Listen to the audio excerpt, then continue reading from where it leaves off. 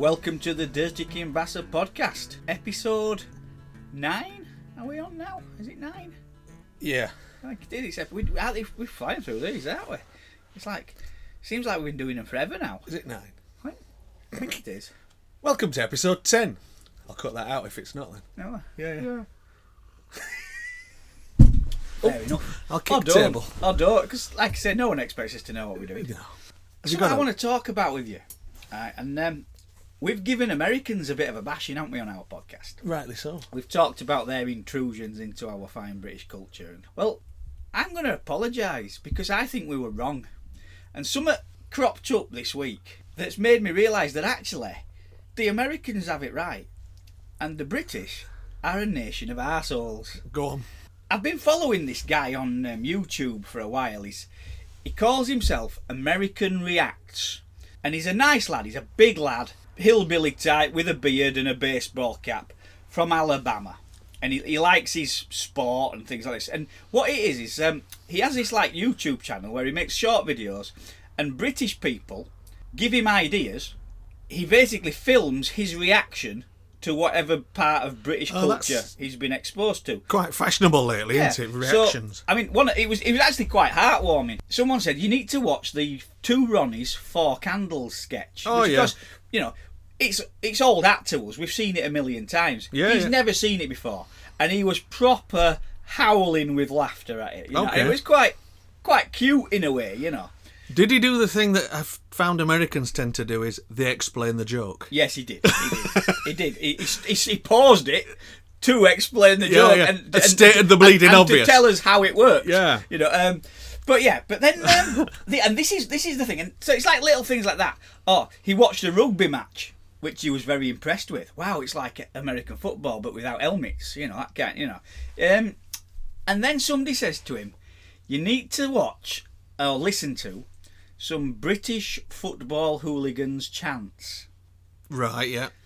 And he says, "Well, I don't know what this is. I'm not sure." And don't they do chant thing over there? Then? And this is what he's saying. Like the strongest thing that might be shouted is if a player's not performing very well, someone in the crowd might shout out, "Hey man, you suck!" That kind of thing. How offensive. Yeah. And that's what kind of got me thinking, because they're just so much nicer than us now.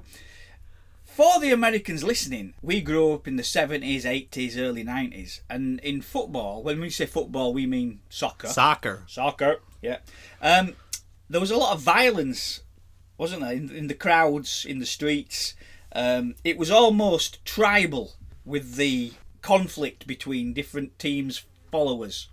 Being British, we kind of grew up, it was on the news every week, wasn't it, that kind of stuff. And we kind of got hardened to it. Football hooliganism. I mean, I actually, personally, I don't like football. It's something that's never appealed to me at all, you know. Dumb animals chasing balls. Yeah, I just don't do it. But I have been familiar through the British media, through television.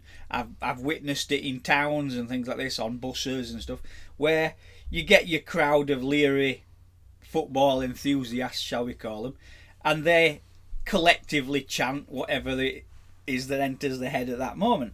And so this poor American guy puts on this YouTube video of British football chants, and you just watch his face drop in horror.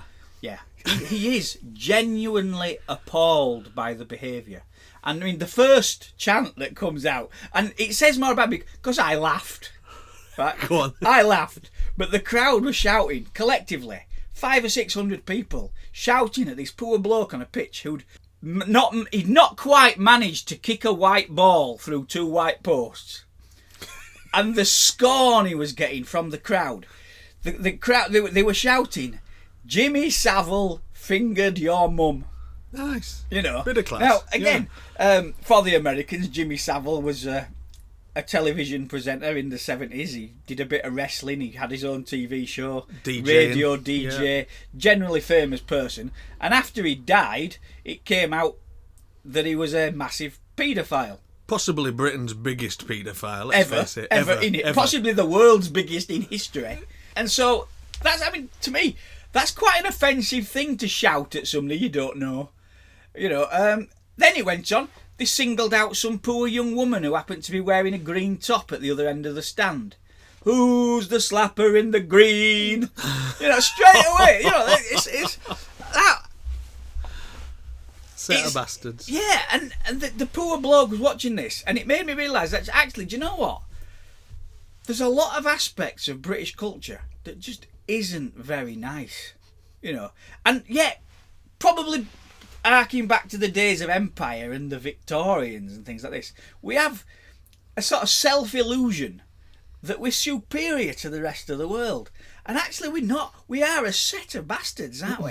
I don't mean as individuals, but as a nation, we are horrible.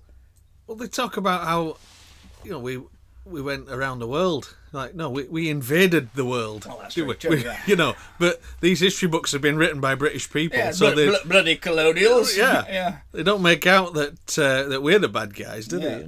That's it. Yeah, well, I must admit though, there is a fashion in Hollywood, isn't there? Recent years, Braveheart, The Patriot. Mel Gibson, he doesn't like us. British guys in films make better baddies. Yeah. When someone's being menacing in a British accent, you believe them. But yeah, his reaction to the British football hooligans chant. Now, I can't remember when it was. England played Argentina, and I was in a pub in Halifax with my brother, and I've got to say, it were quite good fun. Right, getting involved with all the shouting, and I didn't even know what was going on the pitch, to be honest, because we couldn't even see the massive TV screen. My brother, at one point, was stood on a bar stool trying to see.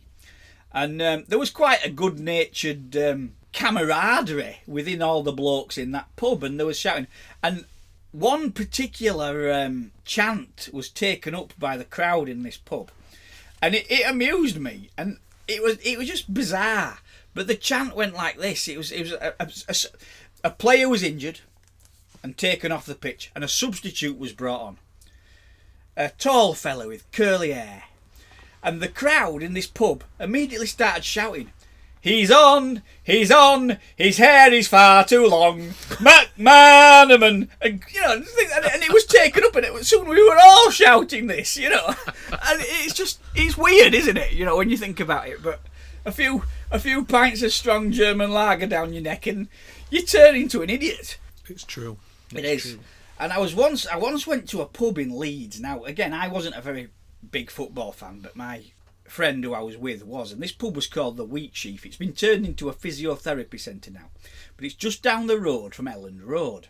And what I witnessed, within a few hundred miles of Leeds United's home ground, was horrendous. The away team supporters' bus had been stranded on a traffic island. Its wheels were off the ground and it couldn't move. It beached it. As fast as pints of lager could be drank in the pub, the glasses were passed outside to the crowd, who threw them at the coach. It was like it was raining pint glasses onto this bus. The police were there. Eventually they turned up with some dogs. They let the dogs loose on these long leads. Dogs aren't discriminate. Dogs don't care whether you're a football hooligan or not. If you were there, you were getting bitten. I got nipped. And that was the closest I ever sort of came to football violence, and it wasn't nice. It wasn't nice to just be. We were just going to go in and have a pint, shall we not bother? Oh, there's a dog, Those German shepherds are quite fierce when you get on teeth end of them. They're not Boston Terriers. They're not like my little useless bloody things, So yeah, anyway, so that was my thoughts this week. So we take it back. Americans are nicer than us, I think. Something else we get really wrong as English, as Brits, I think, in general. Languages. We shit with languages. Je suis désolé. Yeah. I don't know, mate. A Yorkshire accent, I think, improves most languages. Canta questa una Billy por Barcelona, por favor. Especially if you repeat yourself loud at second time because you've not been understood. Yeah. In English. I have a Brazilian friend. And how many is a Brazilian? It's just one down middle. Is it? Yeah. Oh, yeah. Like a fish finger. Yeah. And she's some kind of interpreter for Brazilian government. And she went through 6 European languages. So her native is Portuguese. Yes. So natural progression to Spanish, because they're not that dissimilar. And she did English and various others. And then she messaged me. She said, I'm going to try Japanese. What? Total curveball for her. Yeah. And I've tried a bit of Japanese. It's very hard. I know you have, yeah. And she said she went to a proper class rather than online learning or anything. She went to a proper class. And the lecturer guy starts off a bit of his icebreaker. He says, if you speak 2 languages, you're bilingual.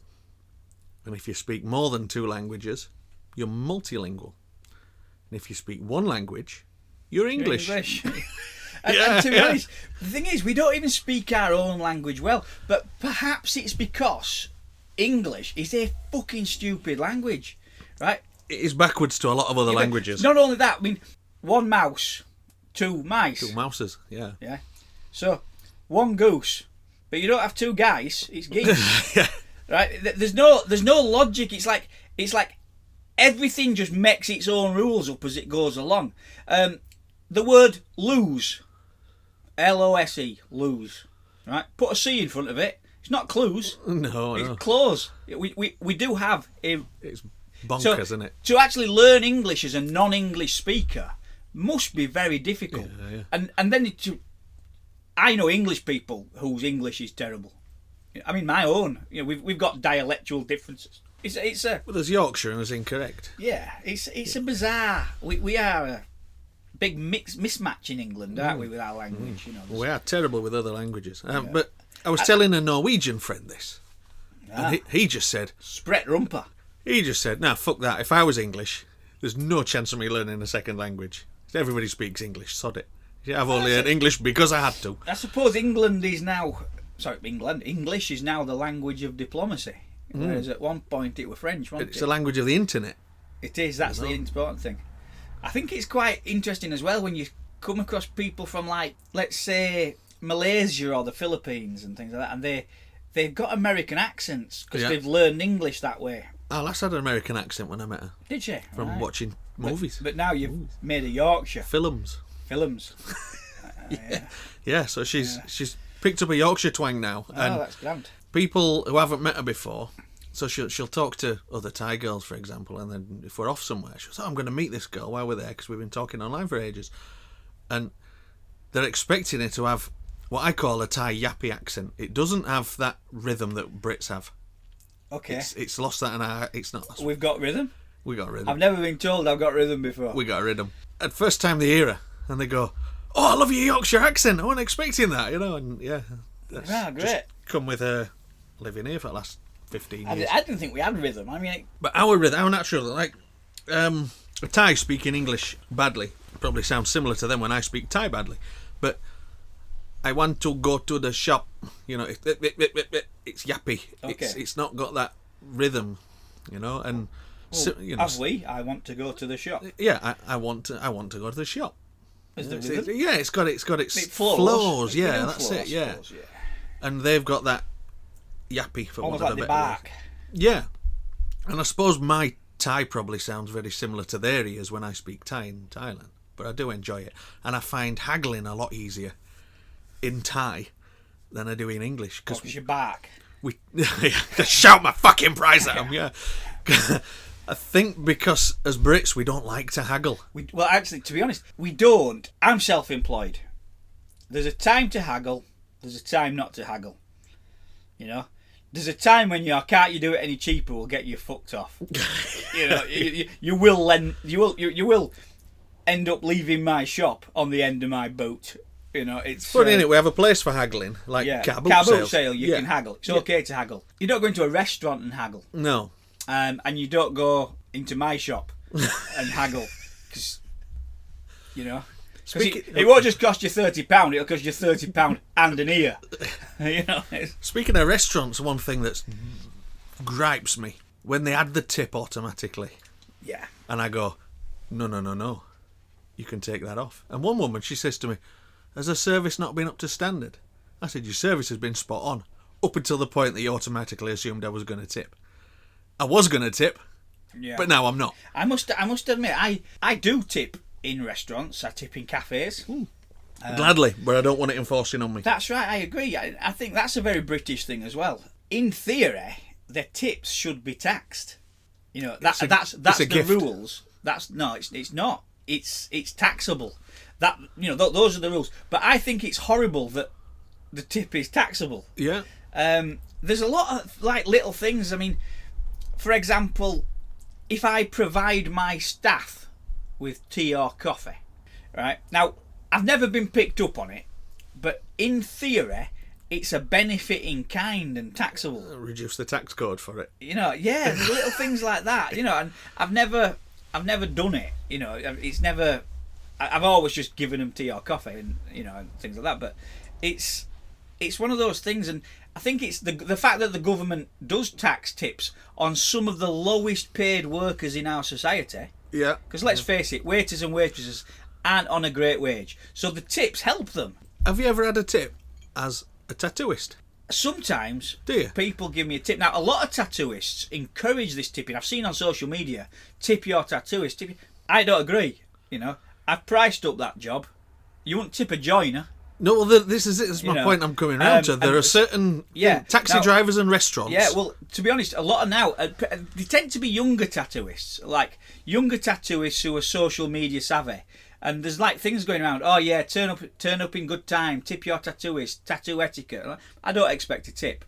Sometimes people force a tip on me, and I just say, listen, you don't need to give me a . I've priced up the job, that's what No, Tony, have a drink on me. So I'll say, I'll put it in kids' piggy bank. Yeah. Like that's it. But I don't like to take a tip. I don't feel that I should get a tip. I'm making a good living. I'm making myself a wage. I don't need the gratuity. Because as a train driver, I've had a can of pop, and I think it was a Quality Street once as a tip. And I must admit, I never thought of even speaking to a train driver. No, I wouldn't. The right cunt. But you just don't see them, do you? No, we are distanced.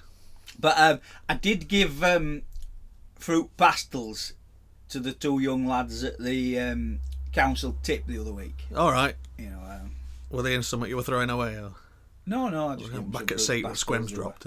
They were there grafting away. I thought, it's a thankless task. Most people don't even speak to them. So Americans go other way with tipping, don't they? Like this. Oh yeah, it's your bus boy that's showing you to shows you to your hotel room and all that. Yeah. All that. He waits for his tip. He's not leaving till he gets a tip. He'll be waiting a long time for me. I must admit that is something I don't like to feel like I'm pressured to doing something, but at the same time, I also get that some of these jobs they're on not very much money. Yeah. The tip's important. But no, I don't take tips if I can help it. How do you like this one? Ohio man buys $7 beer and leaves $3,000 tip. Really? It's been a big beer, eh? Was it an accident? Let's find out. The generous donor gave the money to the owner of the Cleveland's Nighttown restaurant and asked him to share it with 4 employees working brunch. Very nice. I wonder, did that owner pass it on? Tip and a half. Mm-hmm. Well, he's told somebody about it, obviously. Yeah, and he tips 500 times what he spent. Big tip. It's a big tip.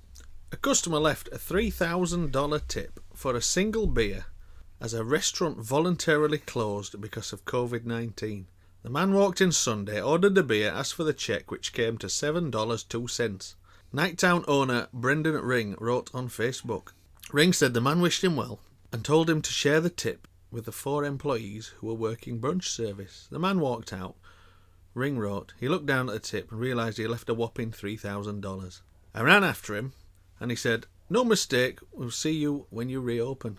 That was really nice, wasn't it? Just do you know, if you've got it spare, share it out. Help somebody out. It's nice, that, isn't it? That's on silent, that, isn't it? Oh, that my telephone thing. Professional. I am professional. 2 Fs. Might be someone selling us some content. I've got a bit of content to read out, actually. Well reminded. Ring said he would not post the customer's name because he thinks the man wouldn't want that. The owner said he and his serving staff were humbly grateful for this incredibly kind and grand gesture. It was lovely. Yeah. See, there are some good blokes about, aren't there? So you'd question that, wouldn't you? You'd think that because he's written it on the end of his receipt. It's a picture there. Is that 3,000, or has he missed a decimal point out, and is it a $30 tip? Which is still generous, isn't it? I think so, yeah. To be honest, a $3 tip on a $7 beer. Still generous. More than 10%. Yeah. No fooling your maths. Yeah, there is. I bought a bike for a lot of money off some idiot last week. Tell us about this bike. Well, you sold it, mate. Had to make room. Aye. It was there for taking. Yeah, it's a nice bike. Right. Do you think you've overpaid on it? No. Good. No, I think I've underpaid, to be honest. I think I've overdriven. I'm about break even on it. Yeah, the So for anybody not aware, I bought a Royal Enfield at auction during the beginning of lockdown 2020. It was about April. I was looking for a project to build up, and there was a deceased estate auction down in Devon, and there were these Royal Enfield frames going for, they bid up to £700 or £800, and I was thinking, what the hell? It's a lot of money just for a frame, yeah. innit? And they were blocks of rust. They weren't frames. Oh, they were, they were half a frame and several pound of rust. But the key thing was they had a V5 with them, and they were identifiable. So, bearing in mind these were going for £700 or £800, this immaculate looking Enfield comes up, bullet 350, and bidding stopped at £1,220. And I went, oh, fuck. Go on then, click. Oh, yeah. And this were a live auction. This were a proper auction with an auctioneer and a hammer. Yeah. And I'm watching a video feed because it's all distance. I've never done that, never. Me neither. I had to register because I intended to buy on one of these frames that went for several £100, and yeah, I common sense got the better of you. I wasn't paying that sort of money.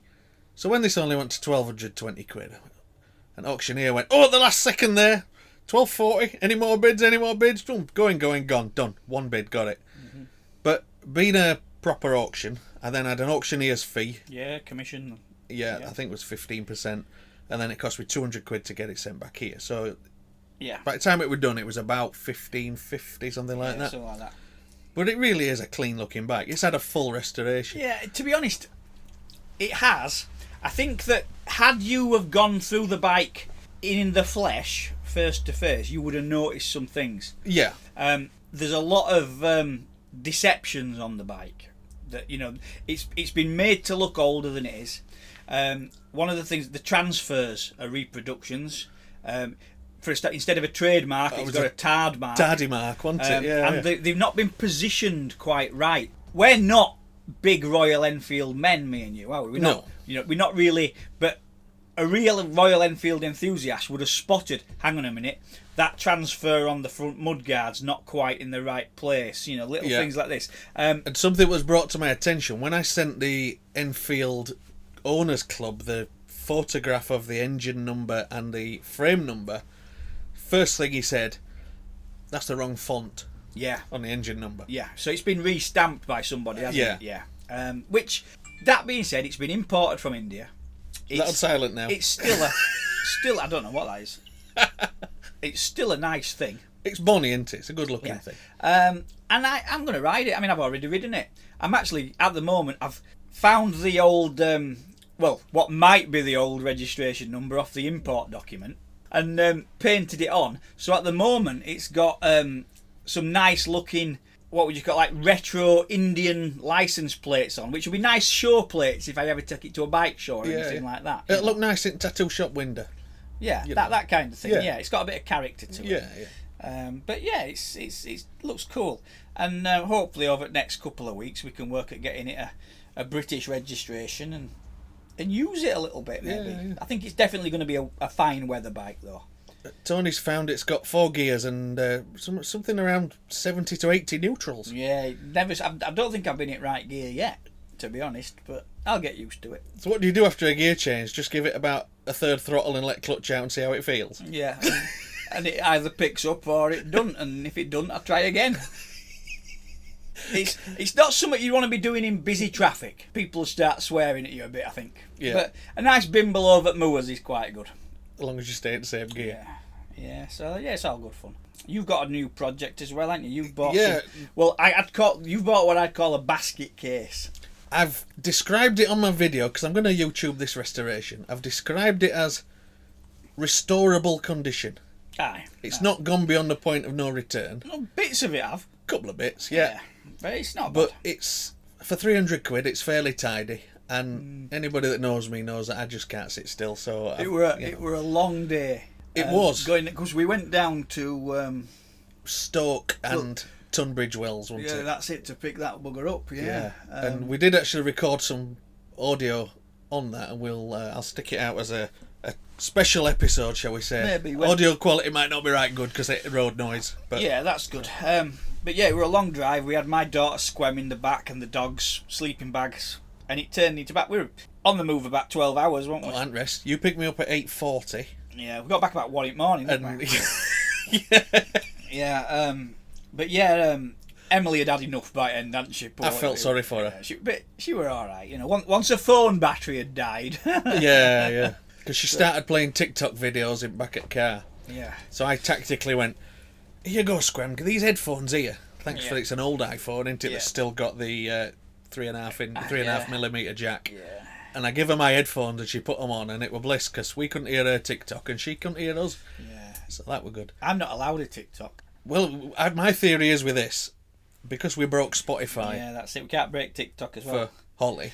Why is your phone bonging? I don't know. I've turned it. I've switched this switch on side. I wonder if switches bust. It's professional, this, Tony. Well, You see, set up I've got it. you know and these you come in here iPhones, with that. They have a switch on side that puts it into silent, and I think mine just didn't engage in properly sometimes. iPhone.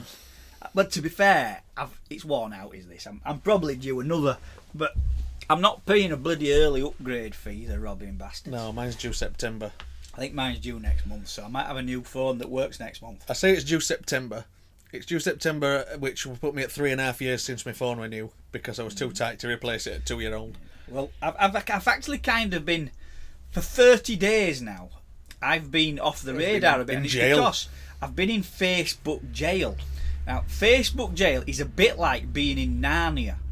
30 days has passed in your world, but whole civilizations have risen, decayed, and crumbled in mine. And I've actually quite liked it because I have noticed. I still checked on Facebook and things like this, but the world's gone a bit mad in the last 30 days. There's been a few things that have happened that it was quite good because I had no choice but not to get involved.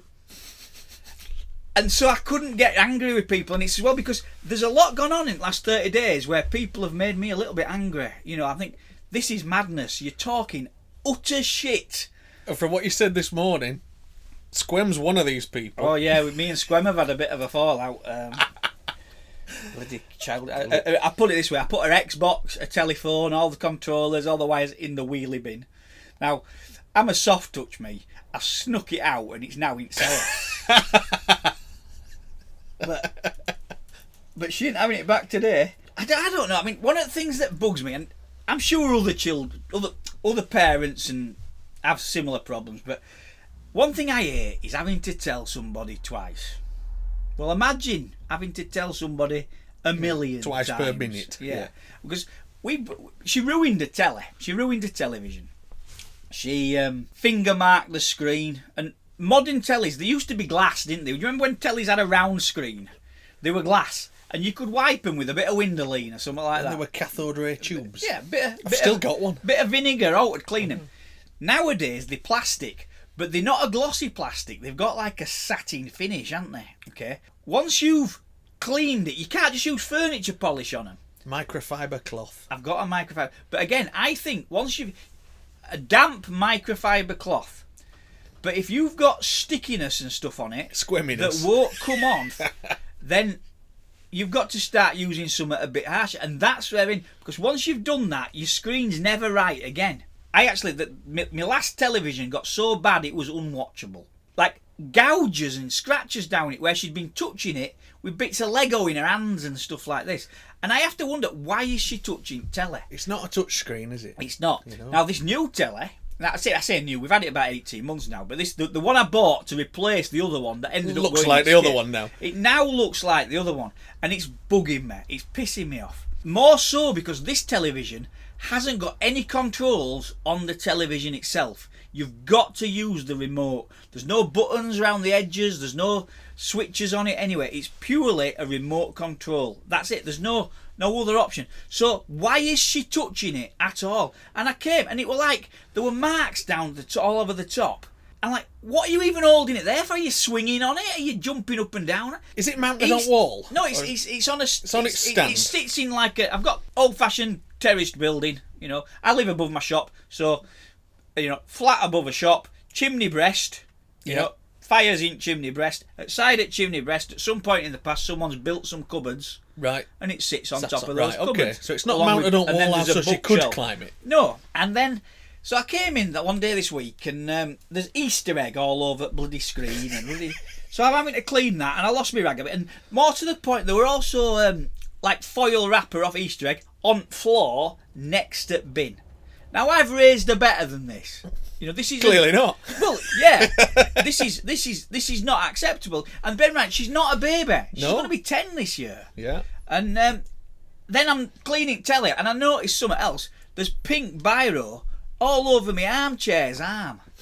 So she's sat there watching bloody Leah Ash on YouTube and whatever it is, and scrolling mindlessly. Yeah. Just mindless destruction. There's no gain to it, is there? Yeah, just on my property. And I'm not the wealthiest man in the world, Ben. I'm working hard to give them kids a nice home, and she's just destroying it. And it pisses me off. It makes me because I'll tell you what, if I'd have done something like that when I was a kid, I'd have been bloody leathered. My father would have taken his belt or his slipper to me. He was strict with me dad. And I lost my back, and I could feel myself getting so cross that I was thinking to myself, I'm going to slap this kid in a minute. She needs to leave. So I booted her out and sent her to her mother's. But there we go. So me and Squem have had a little bit of a fallout. All is not sunshine and roses in the world of Dad, Yeah. This is yourself. I found title for this podcast though today. Go on. This is Squem's TV licking. Yeah. She probably does lick it. Do you know what annoys me as well though? Right. She's a smart kid.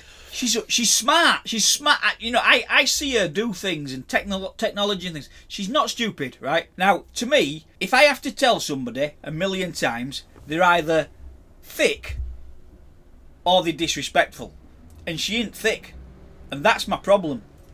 So, I don't know. Maybe I should just have her whipped. I don't know. Horse whipped. Yeah. Have her whipped around the streets until her behaviour changes. Have you got some? So Squem's window licking. Yeah, Squem is a window licker. Or TV licker. We'll go with TV licker. So bloody like Squem. I still love her to bits, and we'll have to have a cuddle later and make friends again. But I'm a bit worried because we've normally made friends by now and we haven't yet. Well, it's gone on a bit. It's gone on a bit now, yeah. I know. Maybe she's worried. But she's like my little sidekick is Squem. Holly, older one, she just rolls her eyes and. Well, she's old enough now that... Old enough to realise what an idiot I am. Dad's a wanker, yeah.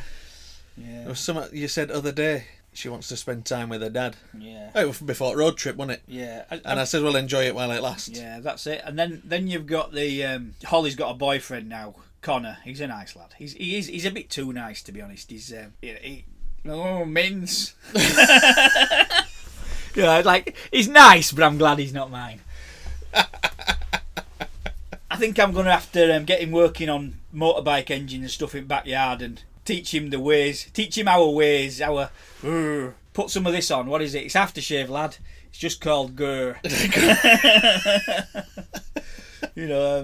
But yeah, he's a nice lad. At least she's not taken up with a scallywag. An Ellendian. Yeah. He's from down road, actually. He's from Stainland. That's it, you see. We're posh up here. Yeah, it's slightly posher, but there we go. She's turned into a very pretty young woman, is my Holly. So she's a bonny lass, yeah. I might have to be killing a few pikeys that start sniffing around at some point. Absolutely. Sure, Dad duties. Yeah. Yeah. If I ever ask you to come and help me lay some flags, you know what's gone on. Yeah.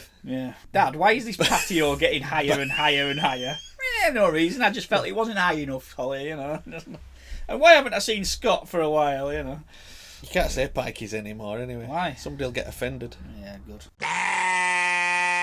Yesterday, I watched Bohemian Rhapsody movie. Oh, cool. Have you seen it? No. Did you know where Freddie Mercury's from? He's Indian. Yeah. Yeah.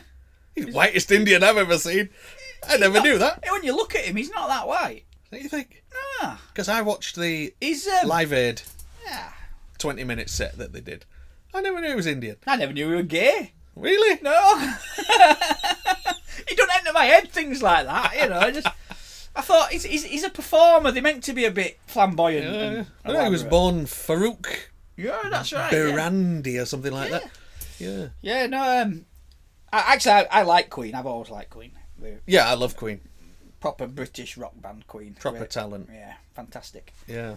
Yeah. Right. So yeah, that was my moment yesterday. Really? Yeah, your epiphany. Yeah. Wow. Oh, bloody Indian! Look at that. So we got an email in. Oh, have we? Yeah, we actually got two from same guy. Oh, Okay. cool. So I'm going to read them both out. It's from Dave. Is that his real name? He's chosen to be Dave. All right. We have a lot of Daves, don't we? We've got a lot of Daves. Dave's good. Yeah. Anonymous, please. It's only a short one. Anonymous. This was in a Northwest Electricity Board. I presume that's his employer. This happened around the time I started to work in 1985. There we go. But I wasn't involved. I was 16. We narrow him down now. He's Dave, and he was born in 69. All right. So the story comes second hand, as it were. We had gangs of lads in work who dug up the roads and pavement. This was in the days before mini diggers were commonplace. They worked hard and they played even harder. They did a coach trip a couple of times a year to Blackpool. About an hour away by road. Oh, we've narrowed him down to location as well. Yeah, now. that's right, yeah. Went to a pub and would drink themselves to oblivion and party hard. As most of them got back on the coach, there were always people left behind, too rat-assed to find it, or they got lucky with a young lady and disappeared into the night. Yep. They see a girl trying to thumb a lift back to their destination, so called her over and let her on the coach. Poor girl. She sat with some of the rowdy crew at the back, and things soon got a little frisky and risky.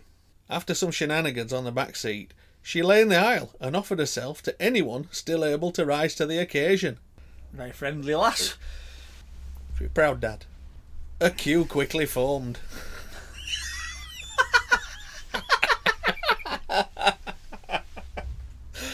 Like an episode of Shameless, isn't it? Jesus Christ. After about 5 of them had concluded their business and left a small deposit, the next lad in line dropped to his knees and cleaned up Oh. any leaks and spillages in aisle vag, going for the full face wash experience, as it were. Everyone turned a funny shade of green and quickly returned to their seats. But Oh. Megan, So. He doesn't tell. Did he get involved? he didn't admit. Oh no, he said because it was a second-hand story, that wasn't it? All right. It was okay. told to him by his workmate. Could it be an urban legend? Or could he have been Mr. Isle Vag and not Maybe it not committing? I don't know. Because I do know him. I don't know. Does something smell fishy to you? Only 2 things should smell of fish, and one of them's fish. Yeah. I don't know. Ugh. Not for me, thanks. Yeah, you're all right. You're all right. Even sloppy seconds. Yeah. Keep it. Yeah. I'm not that hard up, you know. So his other email, same fella. Call me Dave, please. He's a bit of a dirty kimbasser, this He's fella. a bit- I think. Taking listener. Yeah. I once made what I thought was a quiet, jokey comment at a very posh venue, a favourite of royalty, where I was a last-minute guest, aka I could get an elderly relative there for them at a wedding. The father of a bride was doing his speech and reminiscing about things that happened in every single year of the bride's life. By the time he got to where she was about 6 years old, in what felt like was 15 minutes in, I turned to the relative I took there and in hushed tones said, "This could take a while." Does sound boring. The father of the bride heard me, stumbled over the next couple of words, then skipped to the last sentence of his speech, stopped and sat down. I was mortified.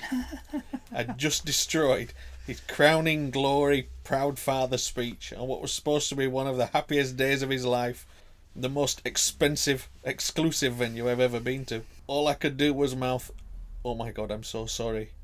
Someone else distracted the guests from staring at me. I saw him in the foyer about half an hour later and apologised as best I could.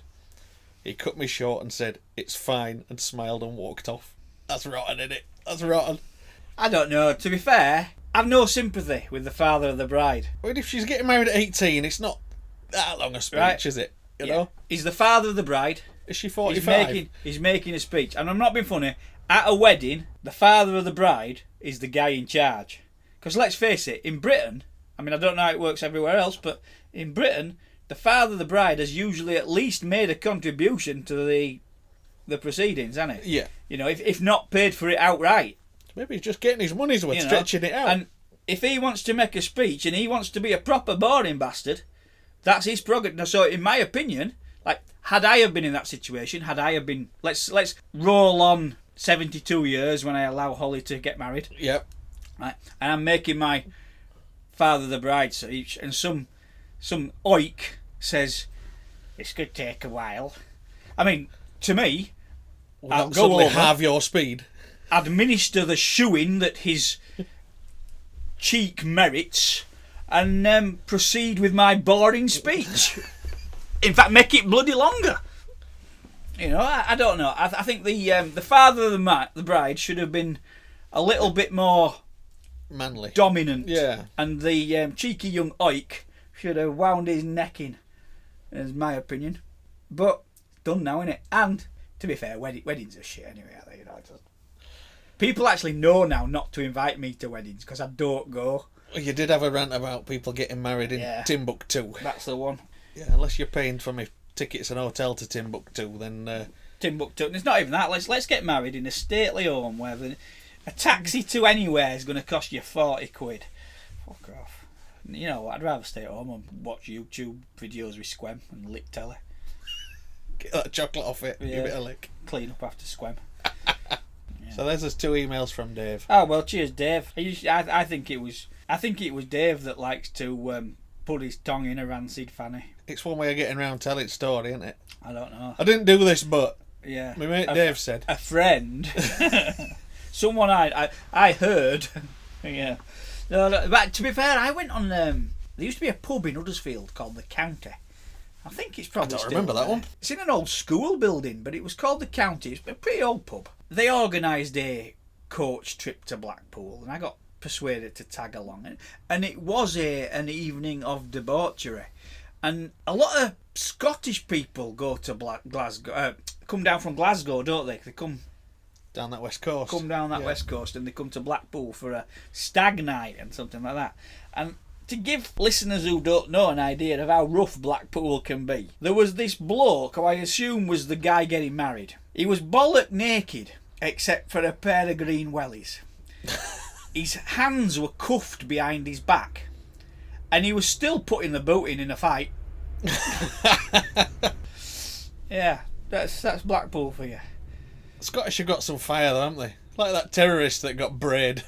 That were brilliant. Well, You know. to be honest, I mean, the Scottish haven't got any fire. You reckon? They've got a lot of gob. That's what I find, you know.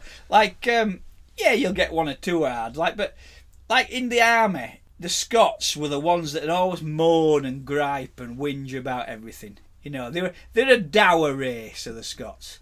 You know, oh, I can't hear. You could, if something would go, if there was something that were going to be hard work, you could guarantee you'd have to listen to a porridge wog moaning about it. Can we say porridge wog? I don't know. Oh, we've said it now. I'm part porridge wog. I don't know. Yeah. I'm getting a bit comfortable. I'm gonna have to sit up. Yeah, go on. I don't want you back locking up. No. But yeah, no. They do. They gripe and whinge a lot at Scots, whereas your English lads, in good humour, endure the hardship. So I would say English lads are harder. That might upset someone. Email in. Tony at. Yeah, they'll email him, but they won't come and see me. Have a good gripe online. Yeah, och you wee keyboard warriors. So we've made friends with Americans. We've upset Scottish. French? Should we start on them now? Yeah, why not? We've got. Now you just reminded me of nationalities. Let me just check on Tinterweb. we've had listeners in Russia and Malaysia. Oh, I wonder what the Russians think of us. I wonder if they clicked by accident. Maybe they were looking for something else. Maybe dirty kimbasa means something else in Russian. It might translate, yeah. We'll put it into Google Translate and see what comes up. Yeah, I think maybe that should be something we do before the next episode and find out. I mean, a click's a click. They do have to listen, I think, for over... It's like a minute or 2 minutes before it to register. Yeah. If it's less than that, they don't. So they've got to listen long enough to think to themselves, who are these two fucking idiots? What the fuck are they on about? Yeah. So Malaysia, though. Malaysia. Oh, interesting. And I can't think of anybody I know in Malaysia that I've shared it with. No, I don't think I know anybody in Malaysia. I still don't feel like I am a celebrity. News. Speaking of celebrity, Rhod Gilbert does a podcast with his wife, who I've mentioned previously. I like Rhod Gilbert. He's very funny. He's good. He's very and funny. His wife has a real sexy Welsh accent. They've started following us on Twitter. Yeah, you've not lived until the Welsh girl you're dating talks dirty to you. Laugh, I nearly shat myself. So yeah, Rod knows what it's about. Rod's following us. Is he? Right, that's interesting. Yeah. I hope he don't pinch our material. Hey, he might. Yeah, no, I didn't know. I didn't even know he had a podcast, to be honest. Yeah. But I do like the fella. I think he's very funny. He's good. Before we bore everybody to death. We did that within the first 5 minutes with me talking about football. Some people are mental, aren't they? You remember, like, we used to have Tarrant on TV when you were a kid. Yes. And they always had Japanese game shows that were off the fucking rocker. They're mental. Yeah. Yeah. I think they were Japanese. The people were being, like, subject to torture Yeah. on the television. Now, exactly. Good that, without prompting. Well done. China's Iron Crotch Masters fight to preserve painful looking tradition. Iron crotch. Iron crotch. Is this... So... You can take a guess. I think this is going to involve being kicked in the testicles. It's gonna, yeah. Now, for anyone who's never been kicked in the testicles, let me describe the feeling. It's painful to start with. Then the pain grows to engulf your entire being. You know, your whole universe is pain. You know, you hear a squealing sound. You realise it's coming from you. But if you get kicked in the balls, it happens, you see it sometimes in films and things like this, and then like a minute or two later they're back into action and things. No. If you get kicked in the balls, you're stopped in your tracks. You can't function. You lose control over your body. You drop to your knees. You know, it's not good. There's a reason the cricket box was invented. Yeah. Like 100 years before the helmet. Yes. It probably was. It actually was, yeah. Yeah. Do you still own a cricket box? Did you play cricket at school? I didn't. I did a bit of bouncing, and I wore one then. I played cricket at school and kept my cricket box, which I wore when I worked on the doors of rough clubs. Yeah.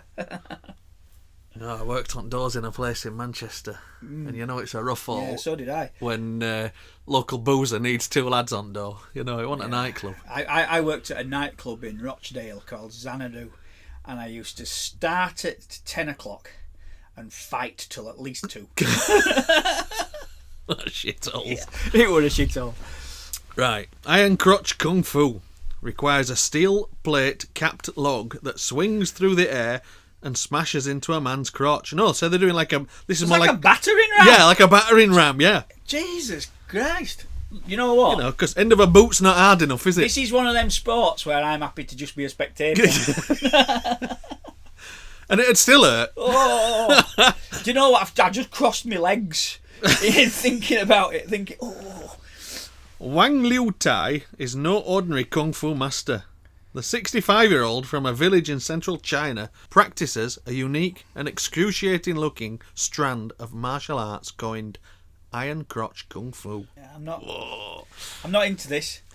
I've done a bit of martial arts, and I'm going to give this one a miss. The most famous technique involves a steel plate capped log, 2 metres length and weighing 40 kilograms, that swings through the air and smashes into a man's crotch. Only 40 kilograms. Pussies. Yeah, puss. That's a weight of 2 Chinese men, that. Yeah. But I'm thinking logically, it's wrong angle, surely. swinging log hitting I don't square know, on. it just has to catch, doesn't it? Surely it's going to hit your pelvic bone before I remember when I was a kid, I was fighting with my brother, and he threw a slipper at me, and it just caught me on testicle, and dropped you. Yeah, it again, yeah. I'm just thinking it's the wrong angle. It needs to come from underneath to get a good, No, it don't. It's a steel shod log. It's true. It's Yeah. going to smash your pelvis anyway, innit? When you practice iron crotch kung fu, as long as you push yourself, you will feel great, said Wang, head of the Juntun Martial Arts Academy. It's called Wang. Wang. Wang, who has been practicing the technique for around half a century and has 2 children, insists that with the correct methods and sufficient practice, it does not hurt and has no effect on fertility. Yeah. I bet it does. Thanks for letting us know. How old is he? About Just 90? take his word for it. 65. Well, there you go. Well, leave him to it. Crazy old bugger.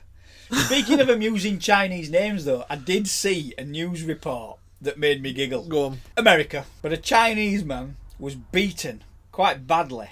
Chinese American was beaten quite badly by the police. I forget which states, but it's irrelevant. But the comment, like the headline was, Chinese American man beaten by police for refusing to give his name. Right. But then it said... Is it called Mr. No Name? No. It was... I have lost all confidence in the police. Sorry, I've lost all faith in the police, said fuck you.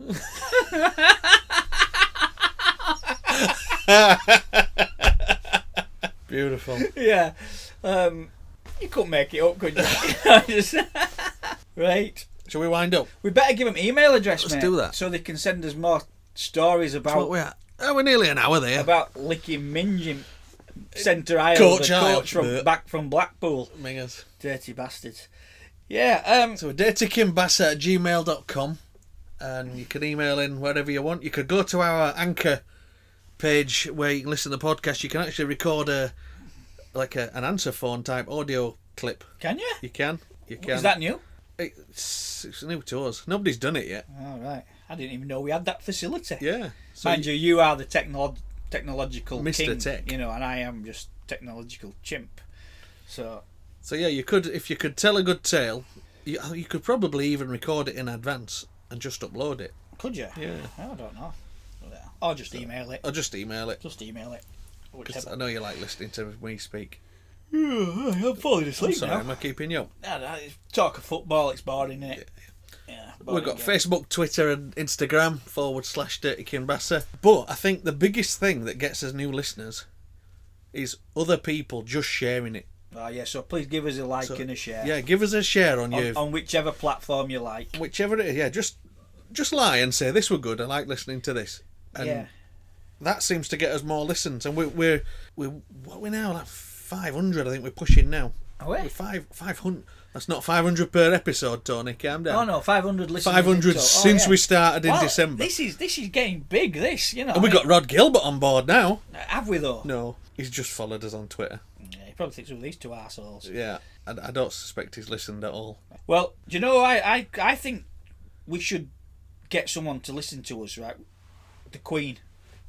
Go on. I think she'd like us. What do we need to say to get her to listen? I don't know, but I think she needs to know what northern men think. I think it'd do her good. Has she ever met one? I don't know.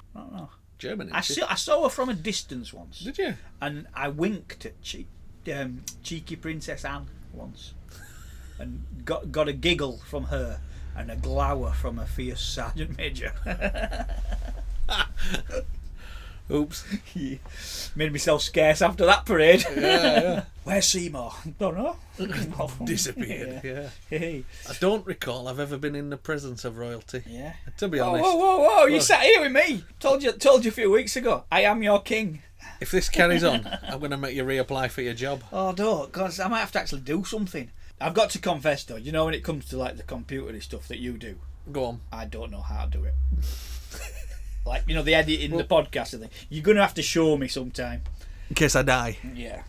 You see that red button there? Yeah. That's record. Oh, is that it? Yeah. And that one there? Yeah. That's stop. All right. But what? Yeah, but you have to edit out when one of us says something inappropriate. Well, like Or don't. porridge wogs and Yeah, that stuff kind like of that you came out with. Bloody porridge wogs. Is that a military term? That? I think it's a Tony thing, that. Because the stuff that gets said in military that you won't get away with in Civvy Street, you know. To be honest, I don't think you get away with it in military anymore. The world's changed. It has, hasn't it? It has changed, yeah. It has. Just as well, really. Yeah. I'm not even going to go down that route. I've heard my manager listens. Yeah. Well, give Ben a raise. Subliminal messages. Ben does not earn enough money and needs more days off. Shall we stop? Yeah. Shall we just keep going? Nah, let's call it a day. Let's draw it. Right, Coffee's okay. gone cold now. Oh yeah, my fingers have gone cold. It is cold in this shed. We need a warmer shed. That's why we need a raise. If we get Rhod on board, he'll send us one. He's swigging that down. This is professional, this bit. Chug. How long do you think we could go on like this? I don't know, but my phone hasn't gone off for a while, so maybe that switch is engaged. Maybe battery's died or something. I don't know. Professional. 2 Fs. Yeah. So, I miss Terry Wogan. I don't. I